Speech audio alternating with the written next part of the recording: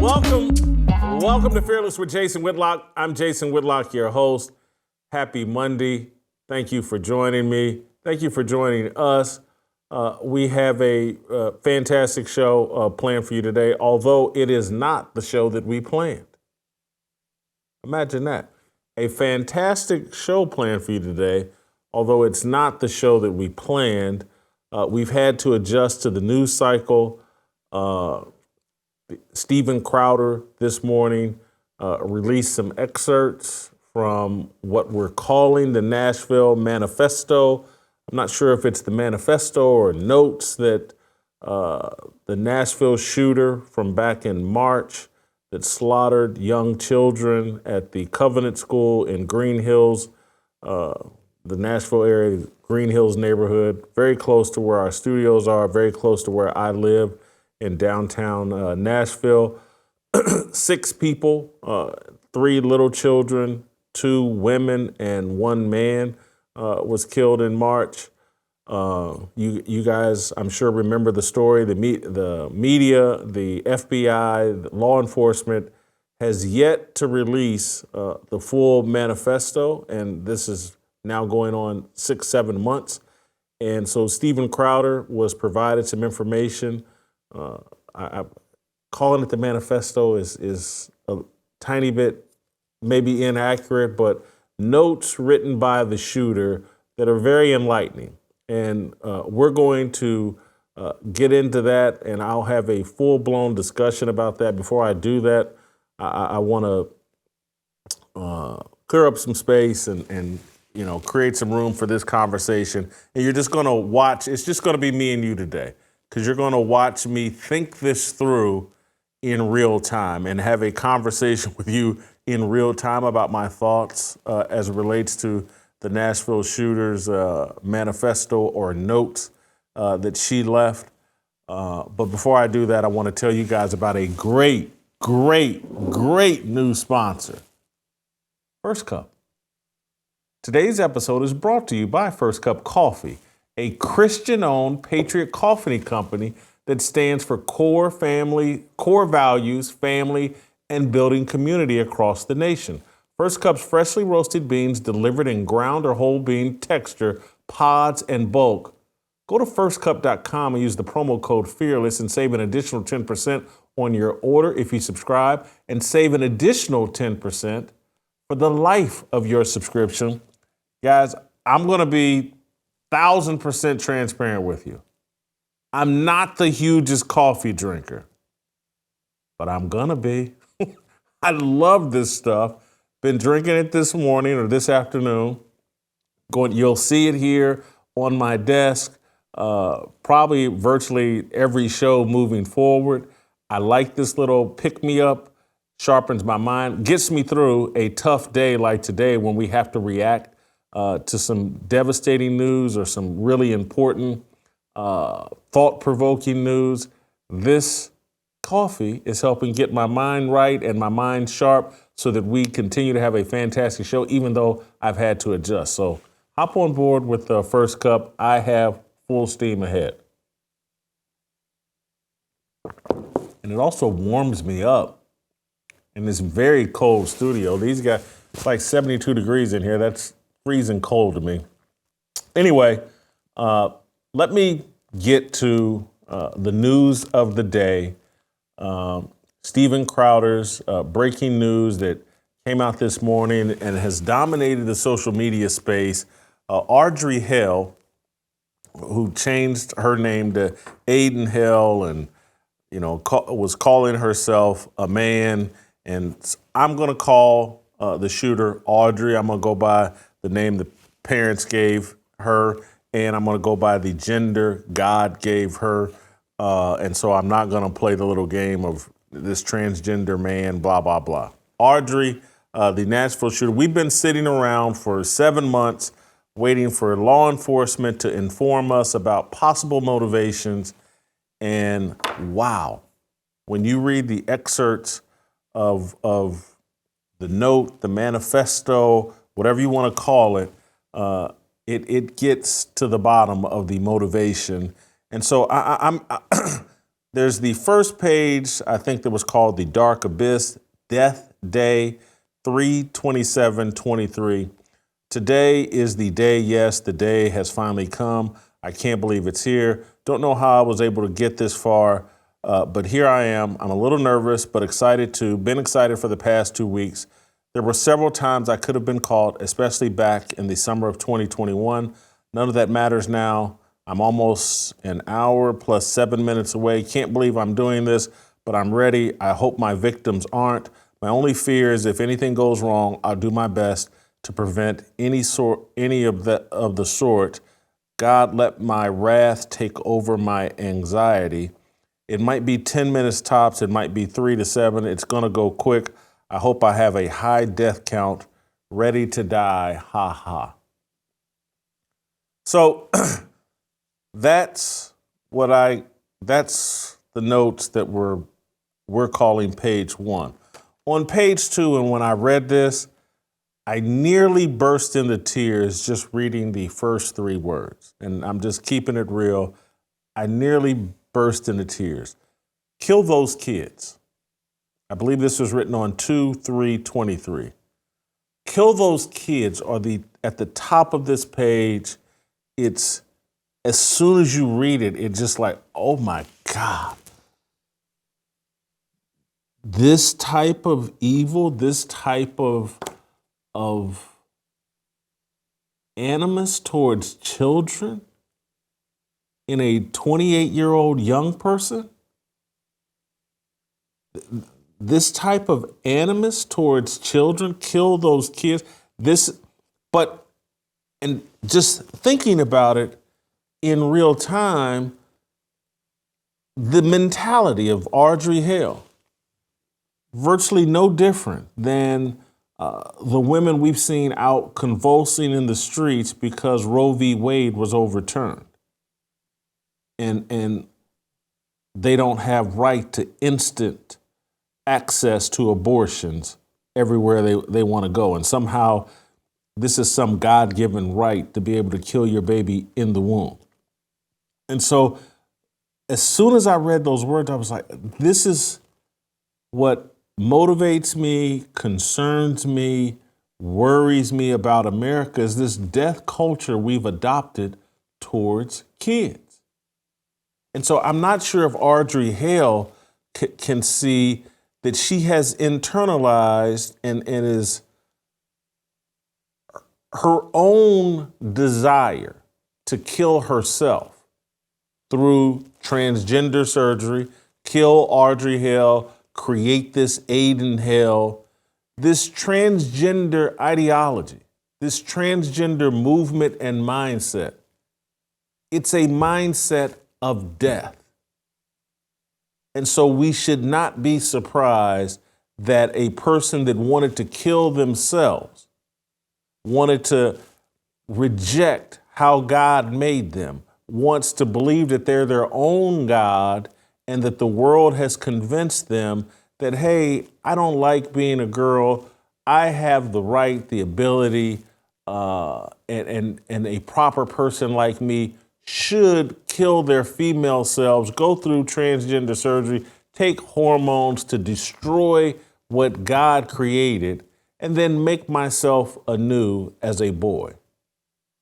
That's a death mindset. And so I'm not surprised that this person wants to kill other kids. And that is not to argue that all mass shooters, all mass killers are trans. But they share an ideology about killing people and their devotion to death.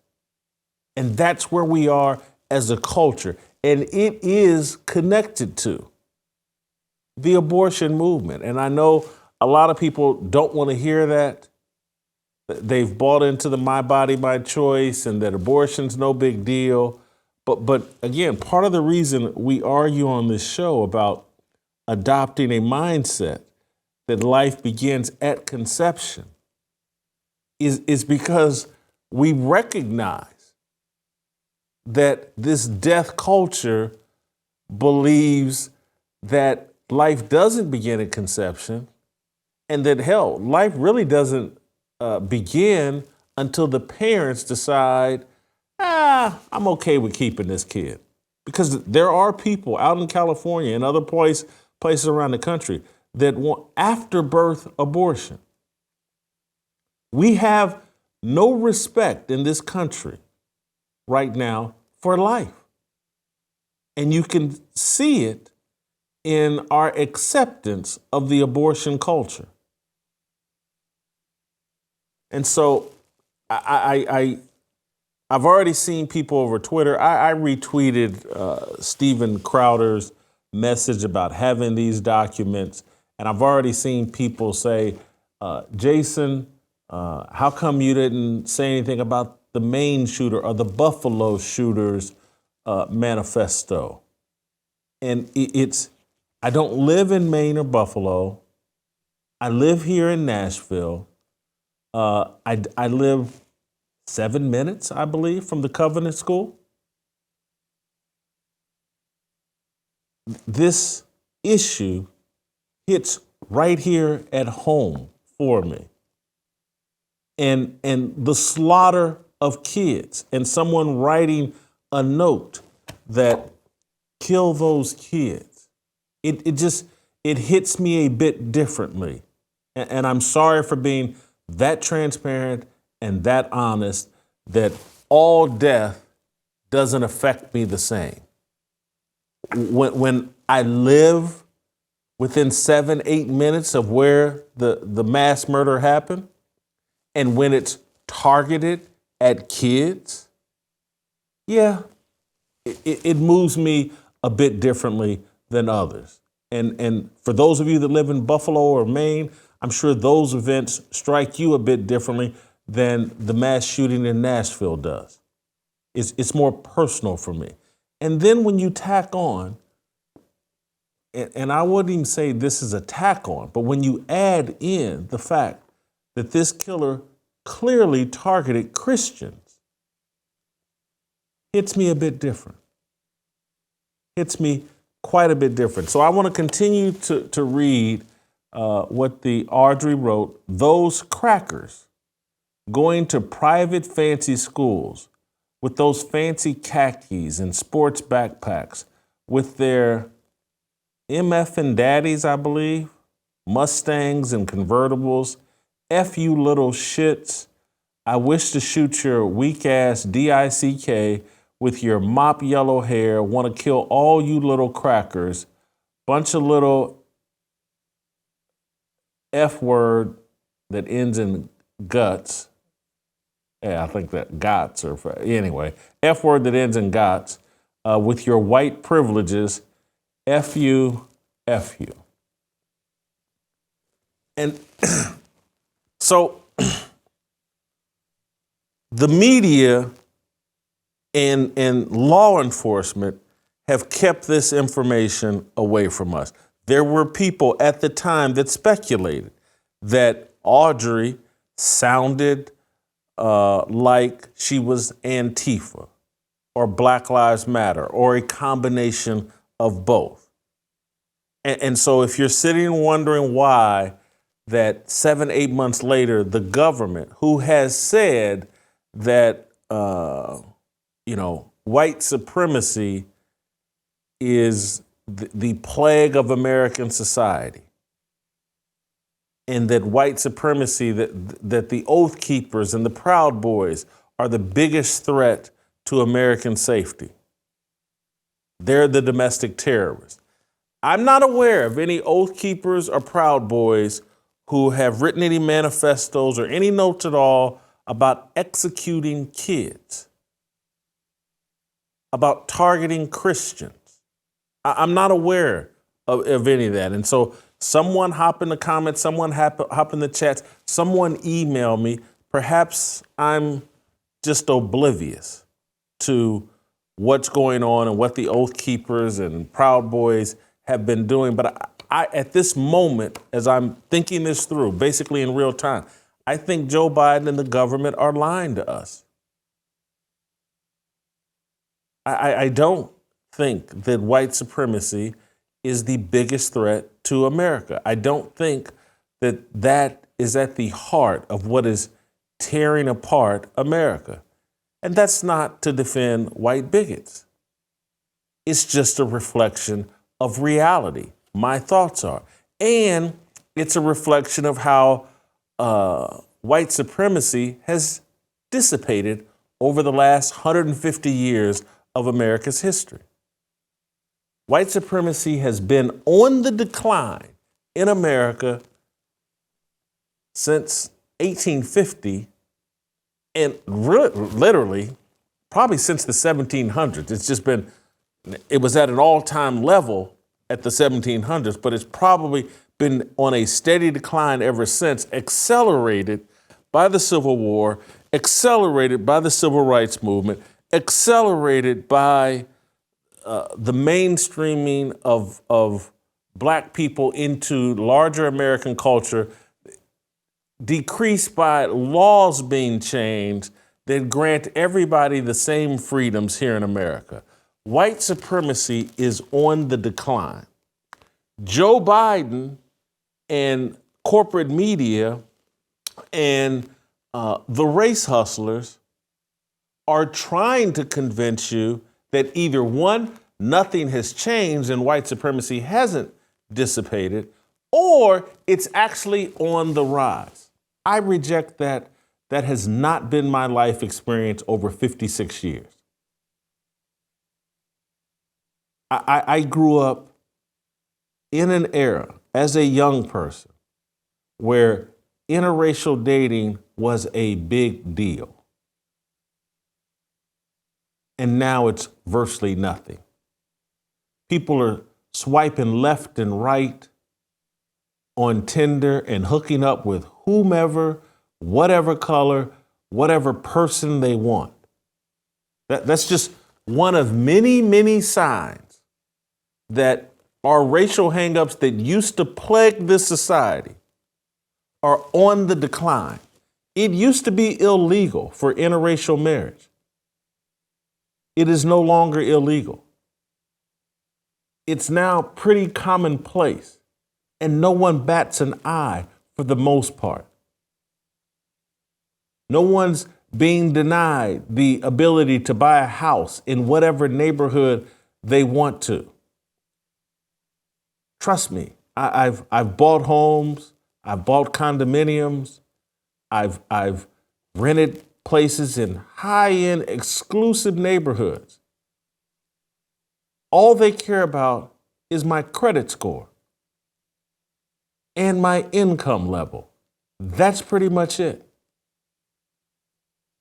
No one has ever denied me into any neighborhood that I could afford. And that's been the case for the overwhelming majority, if not all, of my friends. And so there's this cosplay we've been going through of pretending like, oh, yeah, it's just like 1922.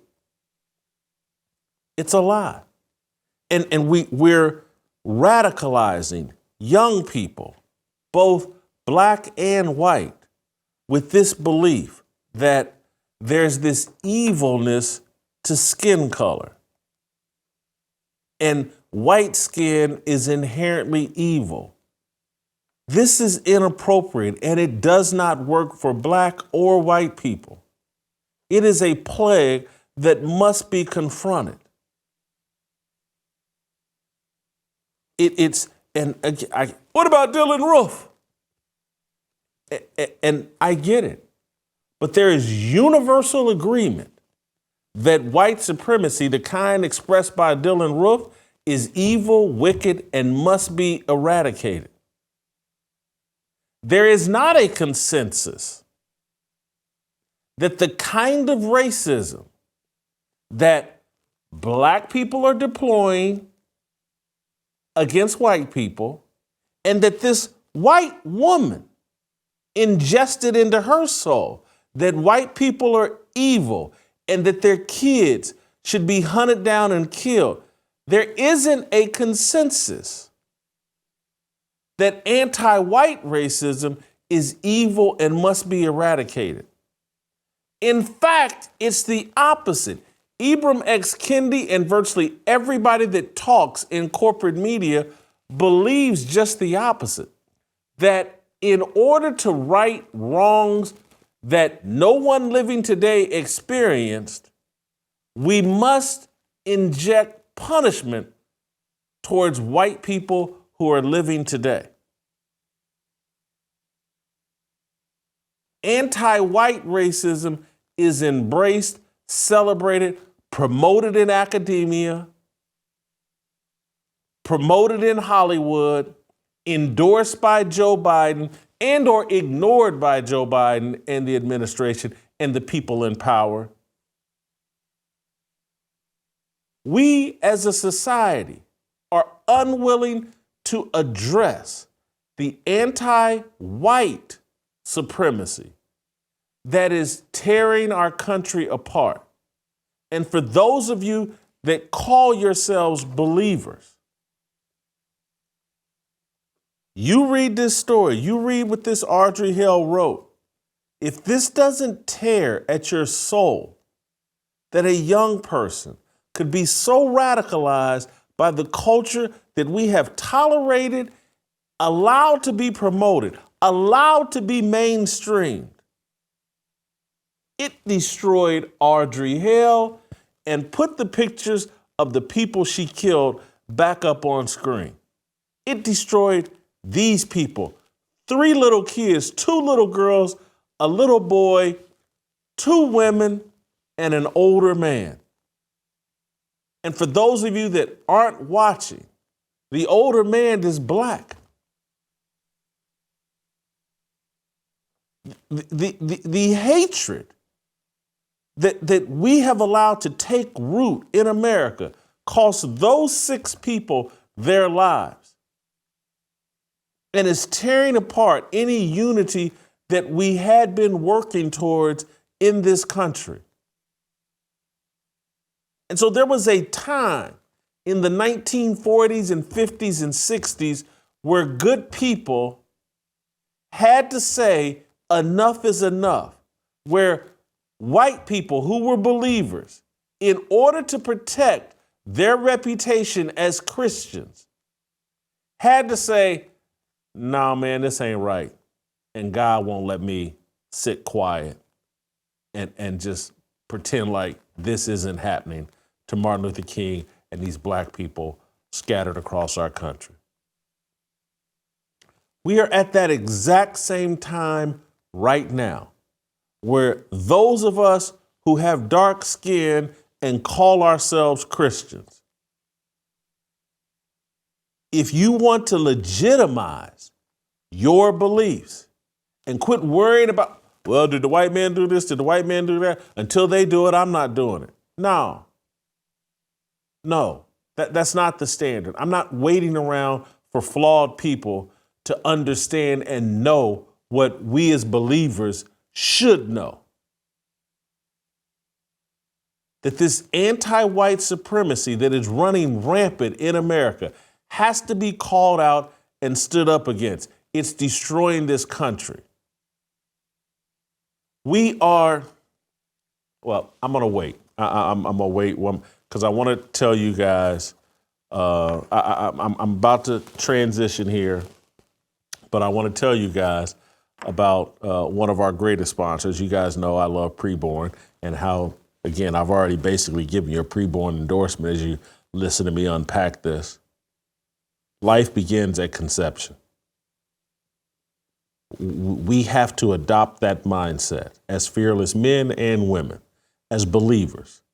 Because when you adopt that mindset, you will treat life better when it's outside the womb, because you respected life inside the womb.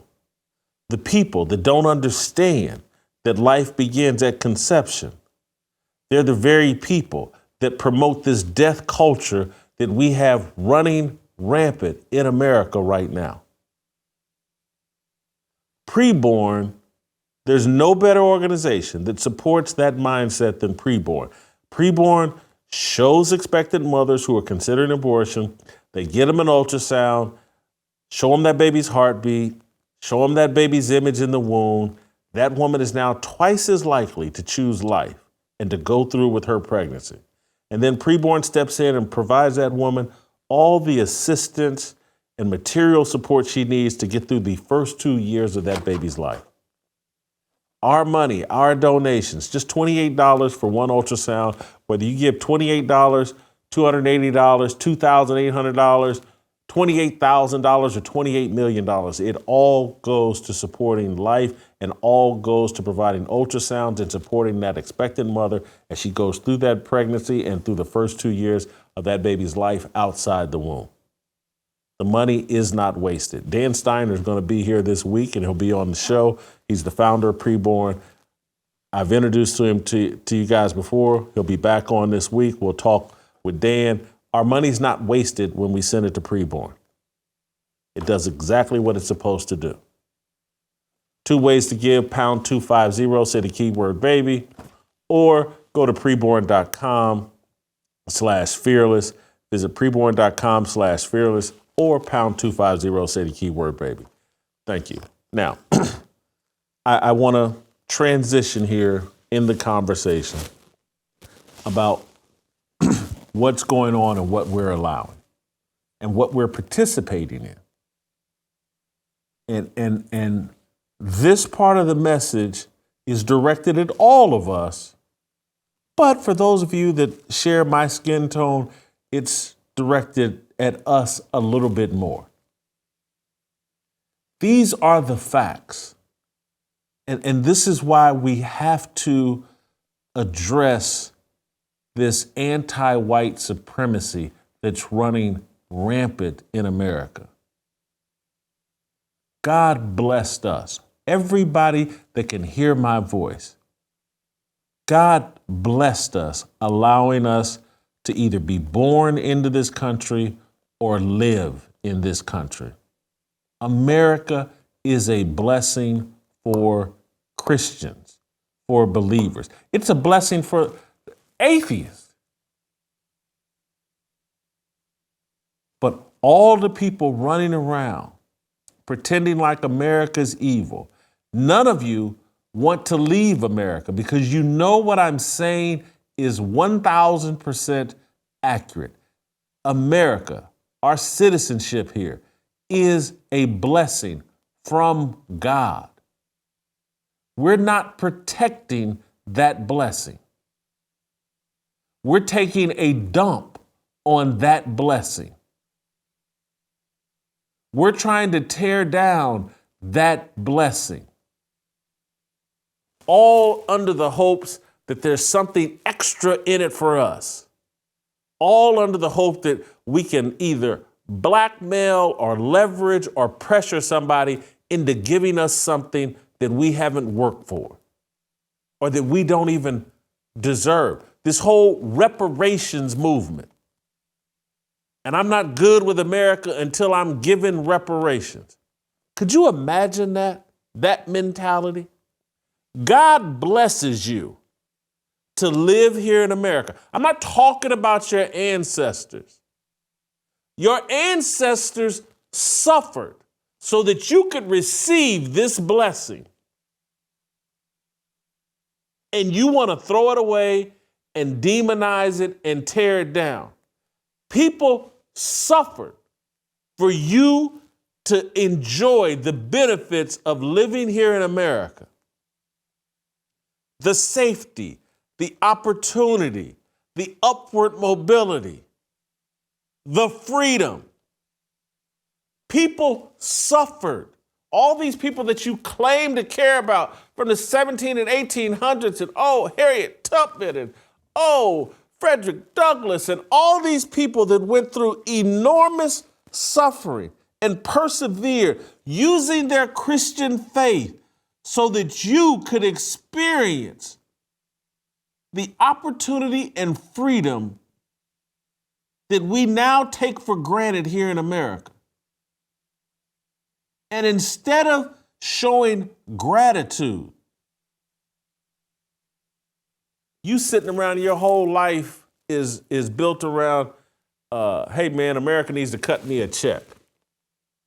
Because, those people 100 years ago or 70 years ago, or even 50 years ago. Oh, because they got redlined housing. You need to cut me a check, $250,000, $500,000, $1 million. Cut me a check. Give me reparations because of something someone else suffered, endured, persevered through, so that you could live free in the freest place in the country, in the safest place on the planet for Black people. But you're owed a debt. You owe gratitude and thanks. You got this entire thing backwards. You better take advantage of everything that America has to offer out of respect for what people sacrifice for you to have the opportunity to take advantage of those things.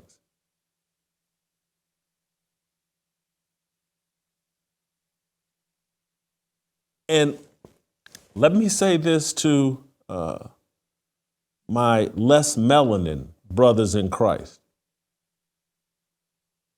You're just as to blame for this insanity that's going on as everybody else, because you're tolerating it.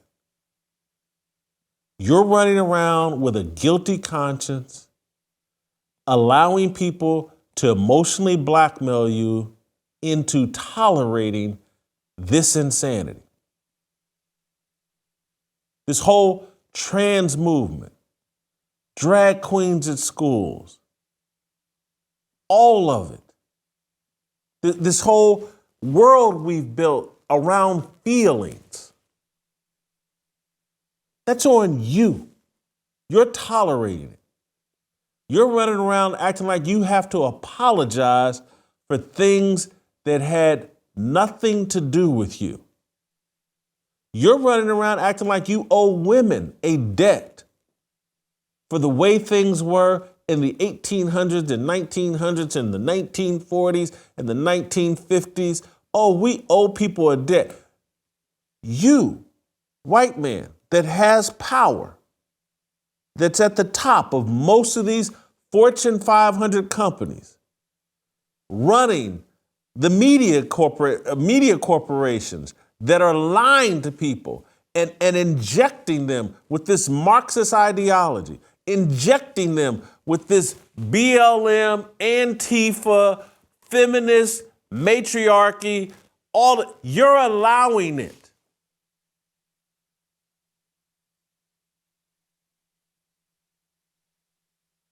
You have the power. We all have power. All of us. I'm not allowing it. I'm taking every bullet that comes along with me standing on these biblical principles, that comes along with me standing on the belief that male leadership is what God intended. I'm taking every bullet. And I'm not beating my chest and trying to sound like I'm better than you, but I ain't scared. And I'm not going to lay down to make my life easier. And many of you are laying down to make your life easier. You don't want to argue with your wife. You don't want somebody on your job questioning anything about you. So you shut your mouth and you just eat it as they shovel this demonic garbage down our throats. You're acting like a coward and giving the country away because you don't want to take these bullets. You'd rather put your kids on the front lines and let these demonic, evil leftists sexually pervert your kids, brainwash your kids, try to create more Audrey Hales than take a bullet like a man.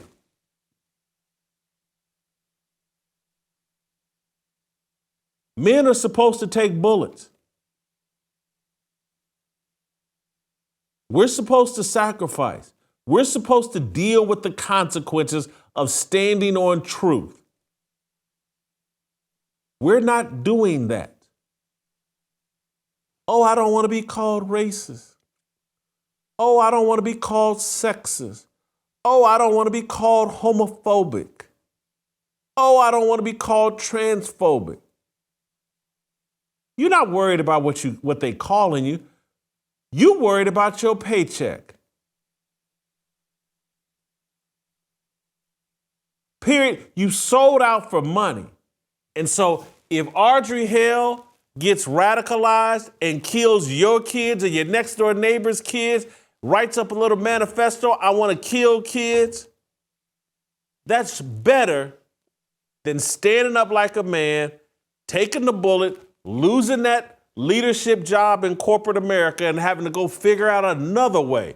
Go out and create your own company, go out and create your own job, go out and be self-sufficient your own self. You'd rather hide and sacrifice your kids and let your kids live in a world that's designed to sexually pervert them, radicalize them, teach them to hate themselves.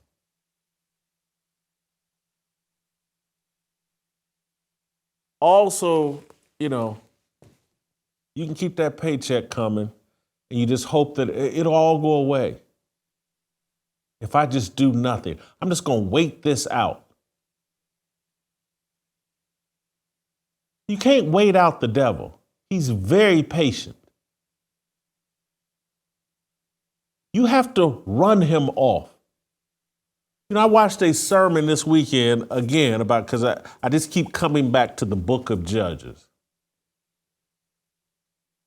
And so I watched a sermon this weekend from Tony Evans explaining the book of Judges. And us cowardly men, we're being judged right now. We're suffering the consequences of that judgment for being cowards.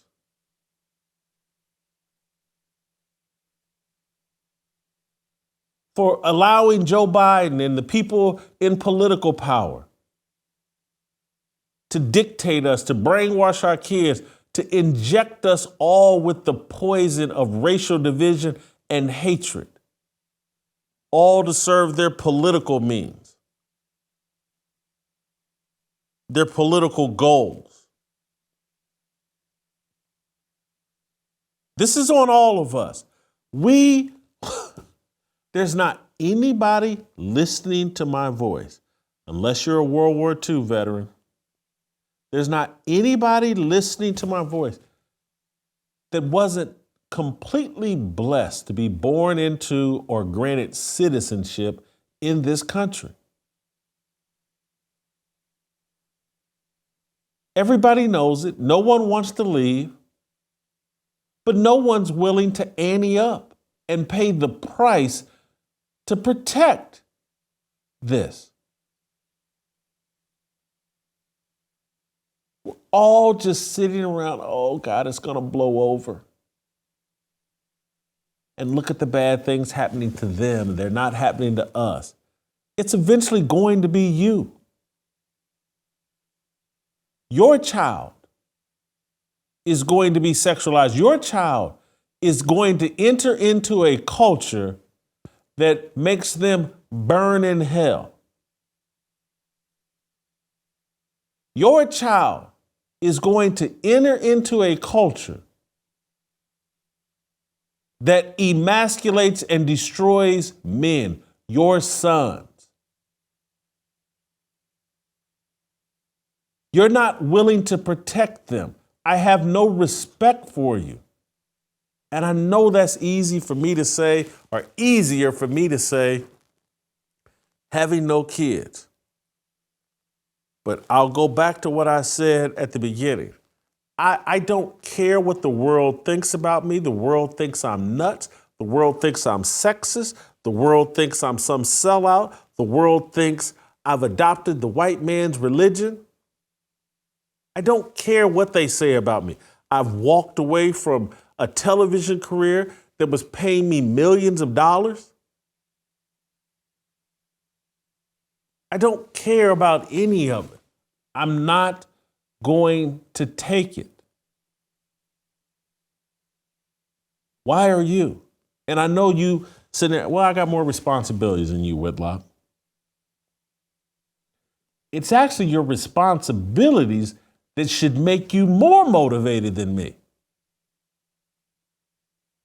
If you have to live in a smaller house to stop your child from being turned into baby Audrey Hale, because I'm not saying your kid is going to run out here and commit murder like Audrey Hale.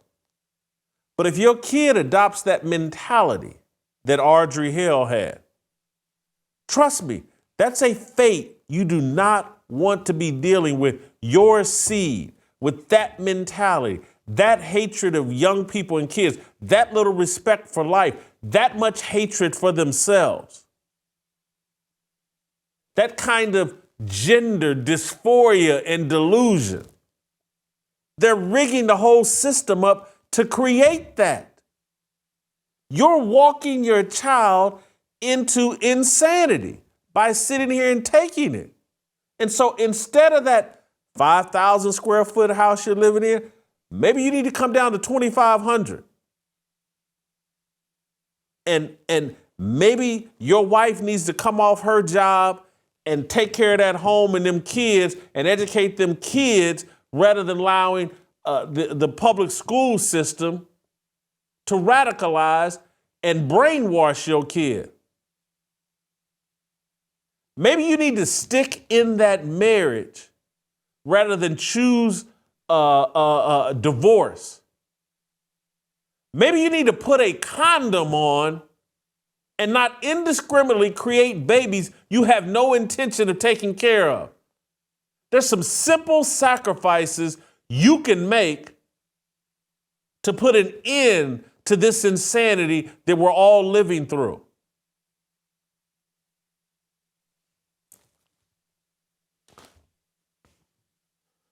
What an incredible blessing to be born into America.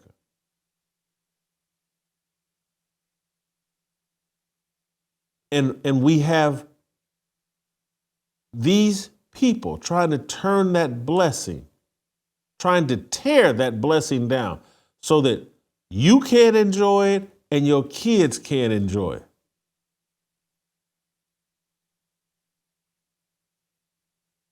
it. It's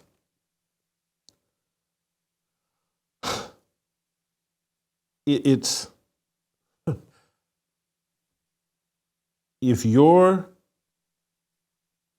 sitting around with, and tomorrow I'm going to get, because we were going to go here today, but I'm going to bring the sports world into it tomorrow about this entitled mentality that we have and this poisonous mentality that's being mainstreamed and adopted.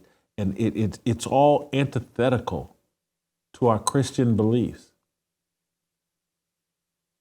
The number one thing we should be feeling at all times as believers is gratitude. Holy cow, look what God did for me. I could have been born in Thailand. I could have citizenship in Thailand. I could be in South Korea, North Korea. I could be in Iran. I could be anywhere, but God bless me to be here. Oh, what an incredible blessing. Gratitude. How can I repay God? How can I repay the people that made all these sacrifices? What can I do to honor them, to bring glory to them, starting with the man upstairs? That should be our overwhelming mentality.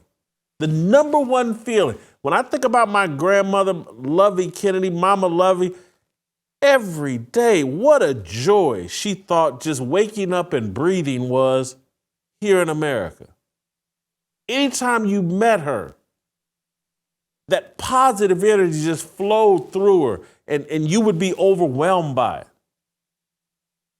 She was a true believer and lived, again, she'd probably be 100 years old now, lived through some incredible things. The KKK nearly lynched her father. She didn't have an ounce of racism or racial animus in her entire soul. She was so filled with the blessings that she felt, that she knew came from God, and just wanted to share that blessing with everybody else. And this generation, we're creating young people, we're allowing a culture where people wake up every day thinking about what the world owes them here in America. Your mentality is the government owes me something, and until I get it, I just don't give a damn about anybody else. That's your mentality. You've been tricked and hoodwinked into a demonic cult.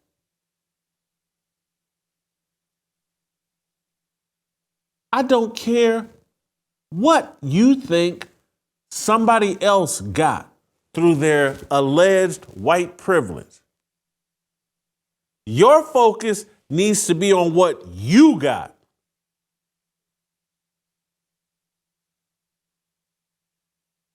And how can I take advantage of what I got?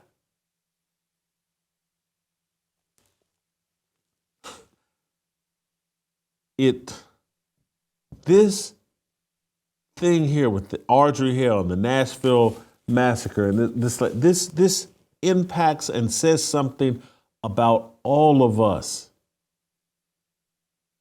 Every last one of us, regardless of color, this thing connects to all of us. This whole world is dominated by feelings and making individuals their own gods.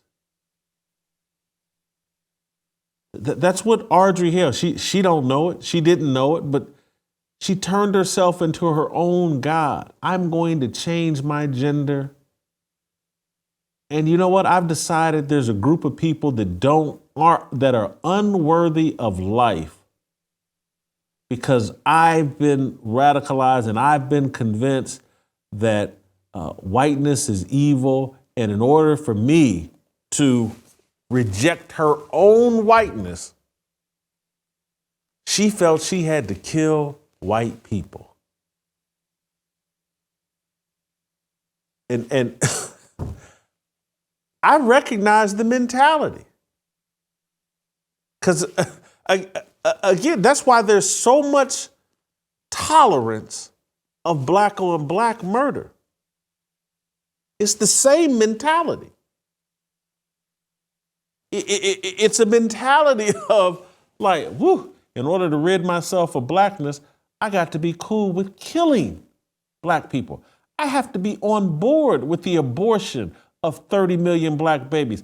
I have to normalize and accept that the Bloods and the Crips and the Gangster Disciples and the Vice Lords and Nook Nook and Little Ronnie, they're going to shoot and kill up anybody they want in our neighborhoods, and I got to be good with it. I got to worry about what the Proud Boys are doing.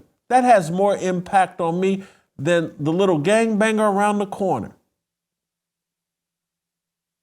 You hate yourself so much that you're indifferent to the systematic murder through gang violence, through Planned Parenthood, through the adoption of immorality and immoral behavior and psychotic behavior. Consider me, I'm talking about myself. The acceptance of obesity is the acceptance of death. You think so little of yourself, you don't mind being obese and shortening your life. This death mentality is pervasive within all of us. We have to snap out of it. This Audrey Hale thing says something about every single one of us in some certain way. That's what I want to leave you with today. You need to sit around and contemplate what Audrey Hale says about you.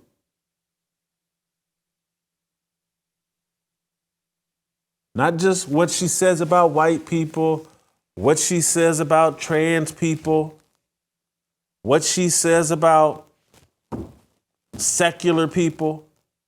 What does she say about you? Because trust me, she says something about this entire culture and everybody living in it and everybody tolerating it.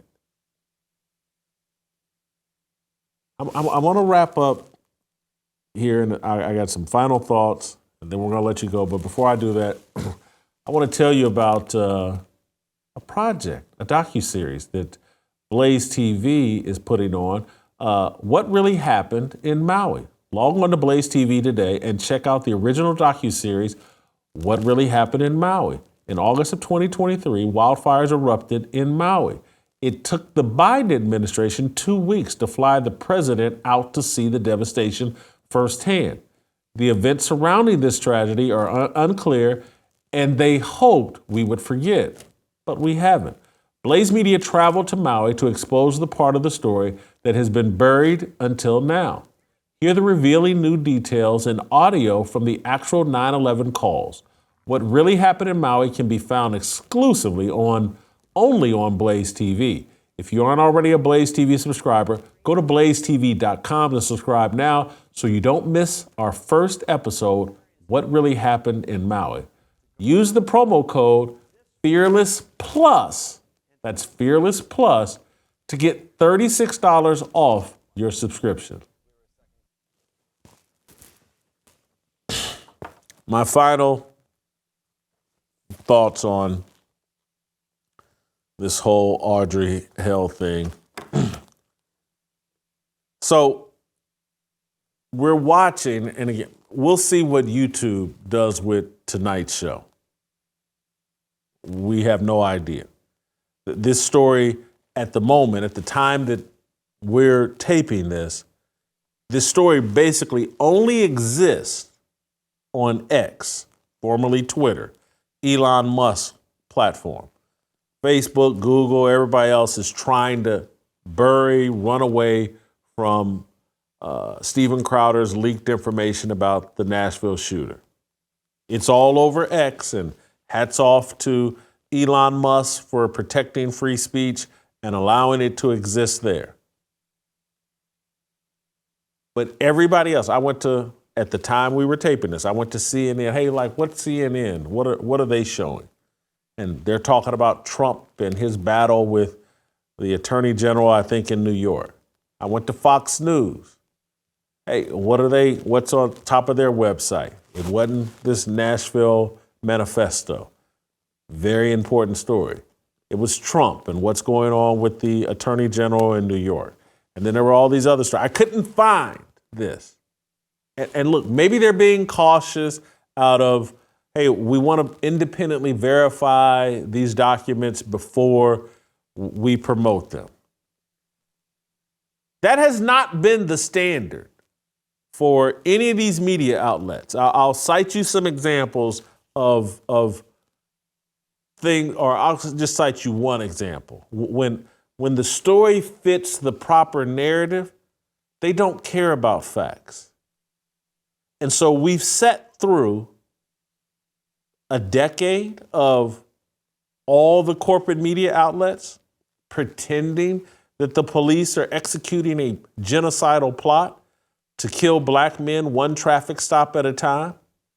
There has never been a moment during this whole decade of the Black Lives Matter narrative. There's never been a moment when it's been grounded in anything remotely resembling narrative truth.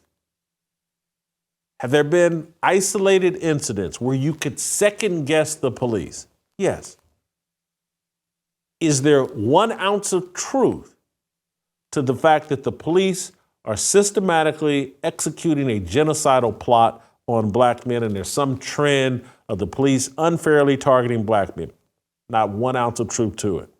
No one's ever cared. They all leaned into the narrative. They all exploited it for ratings.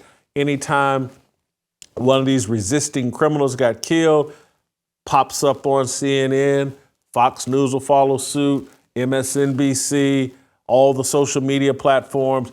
People are free to say whatever they want about Derek Chauvin, whatever they want to say about, what was it, the guy's name, George Zimmerman, whatever they want about whomever, corporate media and social media, whoever they wanted to demonize and say, oh, look how bad the white establishment is. No restraint, no let's pump the brakes. That actually doesn't add up. None of that. But when it comes to this story, they're pumping the brakes. They're exercising extreme caution. They don't want you to know the truth. And look, maybe their caution will be proven out, and at some point we'll find out, hey, this story is not true. But even if, let's say, and again, I don't believe this happened, but let's just go down a hypothetical. Let's say that someone fooled Steven Crowder, passed him off fake documents, and, it's not true. Let's say. I don't believe that happened, but let's just say. Here is what is fundamentally true and factual. We have, in this country, allowed a level of anti-white racism to persist and be promoted in this country that is extremely unhealthy, dangerous, and toxic, and is being used to destroy the blessing of America. That's a fact, whether Audrey Hale exists or not. That is a fact. This whole narrative, this whole path they've taken us down to where we don't evaluate anything based on facts. We color code truth. We evaluate everything through a racial lens. That's a ploy and a gimmick to separate us, particularly black people, but all of Americans, away from our religious values. Again, as I've told you earlier, living here in America, American citizenry, is a blessing from God. And what is mainstream corporate media, what social media, what has Black Lives Matter, Antifa, all the secularists, what have they been jamming down our throat?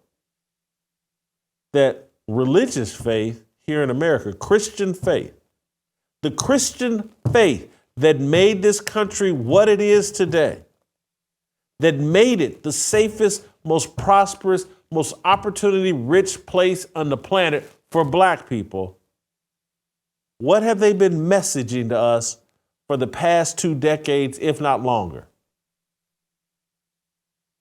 That religious faith, that's the white man's deal, and you're a sellout, and you're a colonizer, you're an evil person if you have respect for Christianity. That's the white evil man's religion. And so we have foolishly fallen for that. And it's like, God's blessing of you, granting you American citizenry, the suffering, the perseverance, the victories that your ancestors won so that you could be a full citizen and enjoy all the benefits of America. No respect for that. Throw it all away. Yes, those people that did all that suffering and won those victories for you, yes, they were Christians, but you abandoned your Christian belief because we have told you that's the white man's religion and it is evil. And you're abandoning your black identity to practice a white man's religion. This is insanity. Embrace a skin color identity. Prioritize that over your Christian identity. Your Christian identity, your following of Christian tenets, your partnering with other Christians and other believers, is what led to your liberation and freedom and enjoyment of America. Throw it all out the window. Walk away from it. You're a sellout if you don't. We must tear this country down. We must convince you that your faith in Jesus Christ violates your black identity.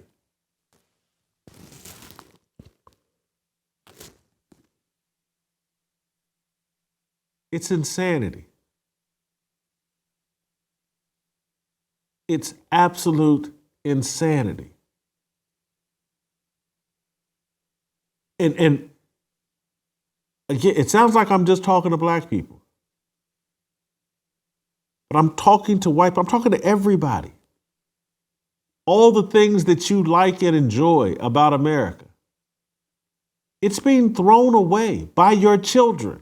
Your children are being radicalized and brainwashed into throwing away the Christian values that made this country great and afforded them the opportunity to live in the greatest country.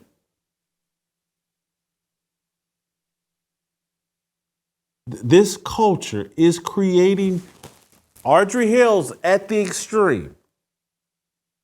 But we're creating many versions of Audrey Hale throughout all of our American communities, all under the pretense that white is evil and Western civilization is evil and Jesus Christ is evil.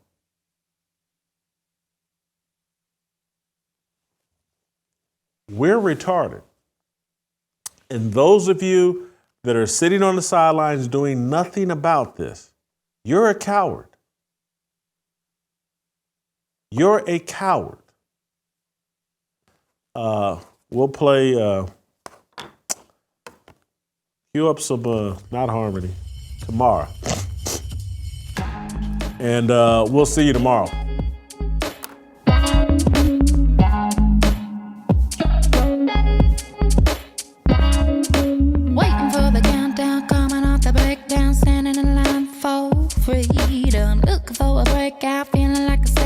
Nothing in life like freedom. Came like a fighter, striking like a ladder, making all these moves for freedom.